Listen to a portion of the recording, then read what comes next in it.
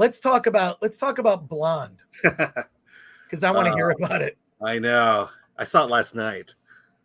Did you see it at Netflix? Yeah, I did. Yeah. Okay. Yeah. I mean, for one thing, you need to see this movie in a movie theater and not on your screen. This movie is cinematic art.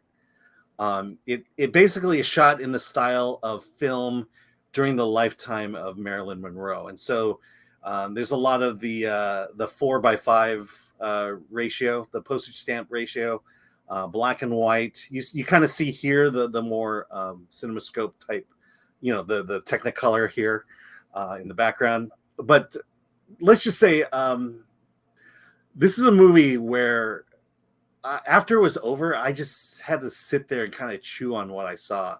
I talked to a critic next to me, and it was like I need some time to really think about this one. I mean, that's how deep how deeply emotional this movie is. I don't know if that's the right term, but basically this is the story of Marilyn Monroe. Starts when she's a child, and it basically follows her story throughout every single traumatic point in her life, which is her entire life.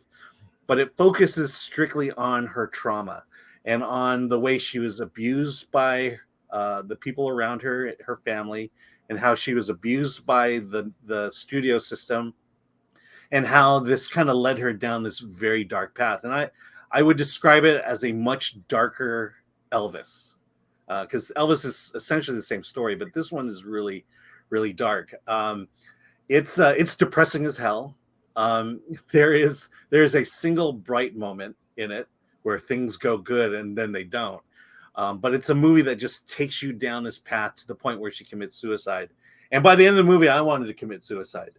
That's how depressing this movie is, and how much you are in it, how much you are feeling her feelings, and how much you understand why she went down this dark path and why she ultimately killed herself. And I always say movies are about great movies make you feel. Well, this movie makes you feel, and it's not going to make you feel good at the end. And so I kind of wrestle with whether I like the movie or not. I mean, I appreciate the storytelling. I appreciate the fact that they went to dark places, really dark places. I appreciate the artistic and sound design of this movie. But like Titanic, it's one of those movies where it's just hard. It's going to be hard to see it again because it's going to take you down some pretty deep rabbit holes of depression, and it's torturous. let's say it at that. When you say rabbit trails, do you mean like rabbit hole? I meant rabbit hole, but okay, because that's normally a rabbit trail is kind of like from a belly button. It's like the little hair. Forget it. Yeah. Forget I said it. It goes down a very specific path. It's really all the dark moments of her life, and it's put right there on screen. Let me just address the NC-17. It's not NC-17 at all. There is nudity. Ana de Armas is a very beautiful woman. There is nudity, but it's nothing. There's no hardcore sex in it, and there's nothing that would warrant an NC-17. Okay, on a scale of House of the Dragon and Pinocchio, where is the nudity? Where's the nudity? It's probably a step or two under House of the Dragon. Okay, all right. So there is. She is naked quite a bit in the movie. Does it? But it's boobs. Does it boobs. Go over her relationship with a president of the United States? Maybe that would be a spoiler if it was. I think you're giving it away, Alan. But yeah, well, that's not a spoiler if you know the history. So yeah. is it? No, I mean the history is there. I'm seeing the stills from it. Is it in black and white and color? Yes. Yeah, and it's not like it starts in black and white and ends in color. I'm curious as to the reasoning behind these transitions, but I think a lot of times it's either to support the emotional tone of the scene or it's to kind of create a transition of tone in the movie. Got it. So okay. and again, it also moves from the postage stamp aspect ratio to cinemascope, and it just kind of goes everywhere in between. It starts 4:3 and goes to 16:9. Yeah. Okay. But throughout the film, there's it just jumps all over the place. And that's 3 hours? I think that's an artistic choice. 3 hours? Wow. This movie is long.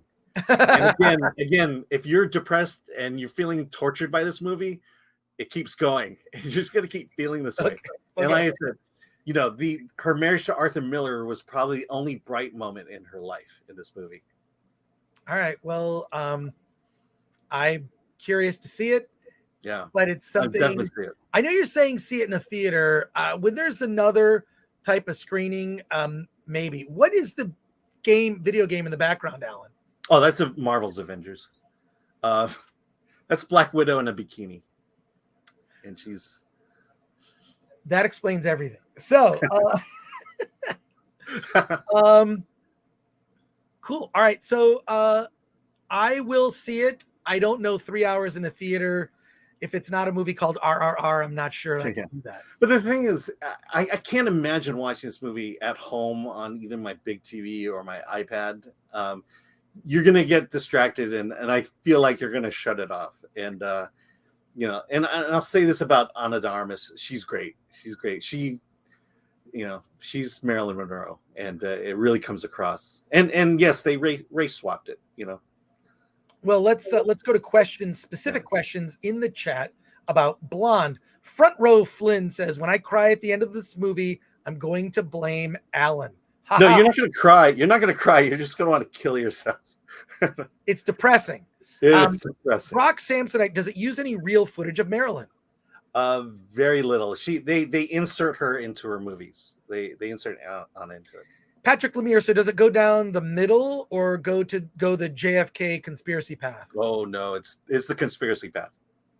Definitely. TPPT says it's a hit piece on white Hollywood then? Yeah. I mean, it's kind of interesting, but it's not just Hollywood, but it's the men in her life. It was her family growing up. The one thing you're going to see in this one is how isolated she was, how she was alone through all of this. And the men in her life, with probably the exception of Arthur Miller, was basically using her as that trophy. And there's an interesting threesome that occurs between her, Edward G. Robinson Jr., and Charlie Chaplin Jr. that kind of plays throughout the film as well. Scott says, sounds woke. It's not woke. If you know the story of Hollywood at that time, I think we can claim that that's more fact than wokeness. No one's denying that this stuff wasn't happening in Hollywood at that time. Someone in the chat says she may look like Marilyn Monroe, but she sounds like Marilyn Monroe's housekeeper. Terrible casting choice. Oh, yeah. Sorry, I'm in love. But what? Okay, so you would recommend it, but just be prepared that there's a lot of there's a lot of qualifications to me recommending it. You need to kind of strap in and know what you're getting yourself into, or it's going to be a very long night for you. Gotcha.